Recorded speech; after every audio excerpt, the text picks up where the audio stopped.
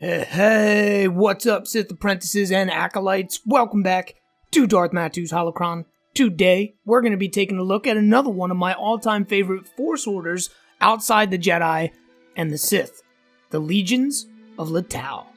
The Legions were led by a man named Xendor, a figure oft maligned in the Star Wars universe, but I think by the end of this video, you will see that is likely unjustified. So sit back, relax, and let's get started. The root of Xendor's wisdom lay in his realization that ideology was little more than a chain, one draped willingly over one's own neck.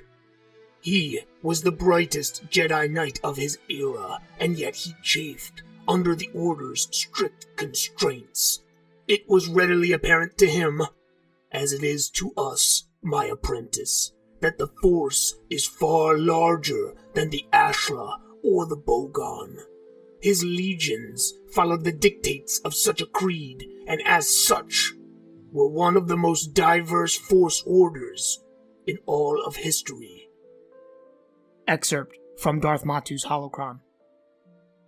So, in order to discuss the Legions of Lettow, we first have to discuss a man known as Xendor, a figure who lived almost 25,000 years before the Battle of Yavin. He was a Kashi Mur, a human branch which developed on the world of Kashi. This world was destroyed around 25,000 BBY, and the Kashi Mur would scatter across the stars, exiles without a home. The Kashi Mur, prior to the destruction of their homeworld, had discovered and incorporated the Force into their culture, and as such, Xendor grew up with a deep knowledge of the energy that binds all things, a knowledge that was fostered due to his natural connection to the Force. He would eventually find his way to the Jedi Order, who would take him in. Things were different within the Order that long ago. They were not affiliated directly with the Republic, nor were they known as peacekeepers across the stars. They were a comparatively small, minor monastic order that dwelt almost exclusively on the library world of Ossus. Any who sought to explore and understand the Force could travel to Ossus and submit themselves to Jedi teaching, regardless of age or circumstance. So it was that Xendor was inducted into the Order, where he quickly rose to the rank of Jedi Knight. But, as mentioned, Xendor chafed under the strict code of the Jedi Order. He claimed that the Force was much more than the narrow aspect that had been accepted by the Jedi, that it was a vast, infinite tapestry filled with an innumerable sea of ideas and variations on philosophy.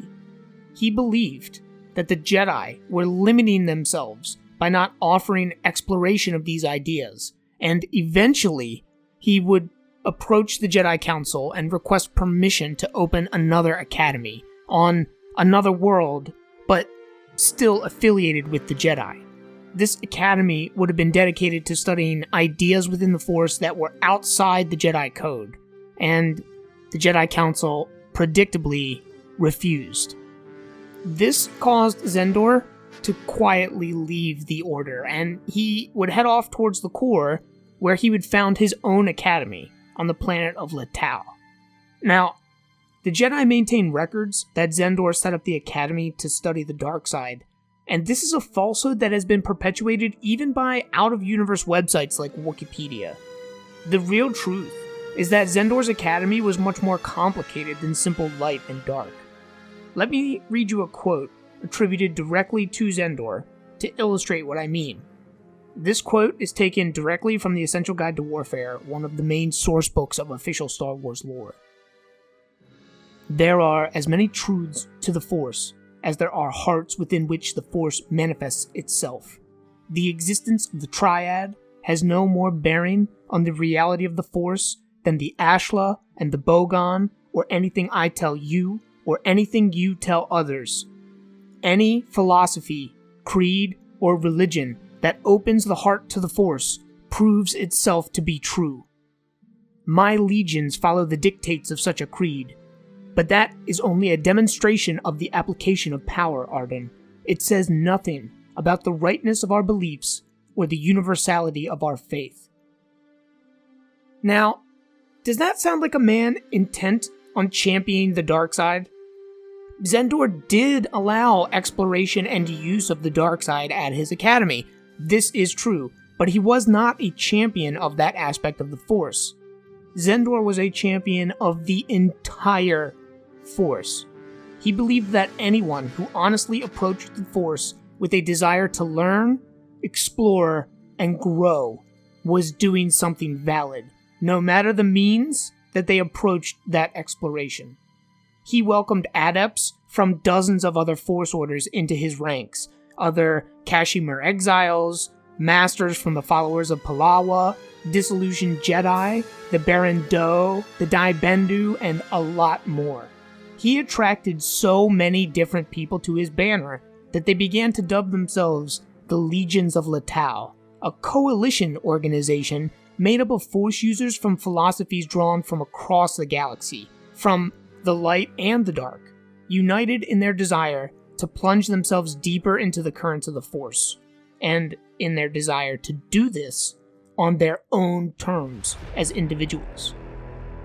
This is one of those moments in Star Wars history where the Jedi show that they too are super fallible.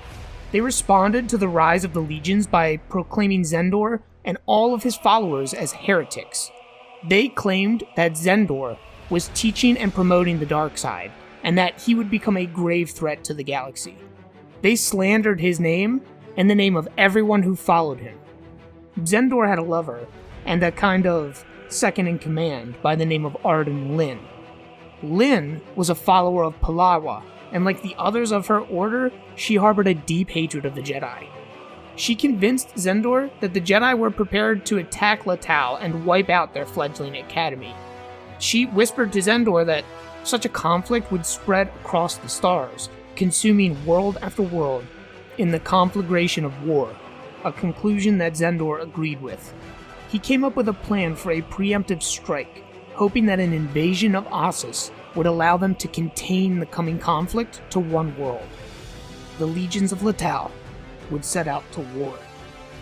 This conflict would come to be known in the Jedi archives as the First Great Schism, and it was the first time since the Force Wars that the Jedi were engaged in a direct, protracted conflict.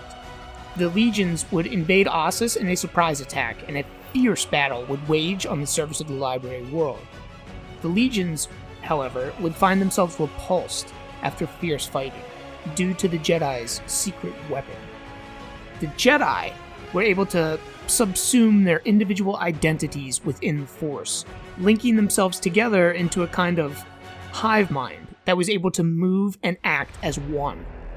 The Legions were strong, very numerous, and well-versed in the Force techniques of a dozen different philosophies, and yet they had a line that they would never cross. They would never sacrifice their individuality, not even to increase their effectiveness on the battlefield. Because of this, the Jedi were able to defend Ossus, bringing Xendor's worst fears to realization. The war would surely spread across the galaxy. He took his forces and traveled into the core, where he would make contact with the fledgling Galactic Republic. Xendor hoped to warn them of the oncoming storm in order to give them a chance to evacuate worlds or set up their own defenses, but the Jedi had gotten there ahead of him, and they told the Republic their own version of events. They slandered Xendor as a conqueror and a threat to the entire galaxy. The Republic would attack the Legions of Lettow, and the conflict that Xendor wanted to avoid would break out in earnest. The wars of the First Great Schism would play out across 100 worlds in the core, killing millions and devastating the Jedi Order and the Legions alike. The Jedi would eventually gain the upper hand, utilizing their ability to link within the Force to slowly drive the Legions back to their homeworld of Lettow. They would eventually find victory there when Xendor was slain by Jedi Master Adwista Pina in single combat. After that, the Legions would be hunted down and they would be scattered into memory. The destruction of the Legions ranks as one of the greatest tragedies in all of Star Wars. They were an organization that tried to transcend ideology altogether. And yet, the Jedi, constrained in their thinking by ideology, would see them as a threat, erasing them from history in all but the most ancient records. Xendor and his legions were slandered as Darksiders, when this is an enormously twisted version of the truth. The legions were unified in their view of the Force, darkness, light, and everything in between, finding a place for study within Xendor's academy. Xendor himself is even mentioned as having traveled to the fabled world of Mortis in the Essential Guide to Warfare, where he apparently studied directly under the Father, Daughter, and the Son. Xendor may have been one of the wisest, most well-traveled Force users to ever live, and yet he was slain for daring to fight for the right of others to gain that same wisdom. He was a champion of a whole view of the Force, one where the aspects of Ashla and Bogan were simply smaller, specific expressions of the same thing. He did not discriminate in his exploration, and as such, he created an order that the Jedi viewed as a direct existential threat. The Academy on Lettow was destroyed, but who knows what knowledge it once contained when it was active. What mysteries were revealed when the entire spectrum of Force users from across the galaxy came together to pool their skills and philosophies? It's a question we will perhaps never have the answer to, and instead the story of the Legions of Lettow stands as an example of how the Jedi do not have a monopoly on wisdom, and how even they are susceptible to all too human flaws. But alright guys, that's going to do it for us today. Another short video examining one of the more esoteric corners of the Star Wars universe. I really love Xendor, and I love the idea of the Legions of Lettow. They're probably the closest thing that we will ever get to a true order of so-called gray Jedi. But yeah, they existed a long time ago, and they haven't really been around for a while. There's some speculation that Xendor may have briefly reincarnated in the era after the Rise of Dark Ruin, but we'll talk about that another day. Alright guys, that's enough from me. Leave your thoughts on the Legion of Lettow down below. If you made it this far, please like, subscribe, hit that bell icon. It really does help the channel a lot, guys. But alright, have a good one out there, folks. Take care of yourselves, and as always, may the Force break your chains.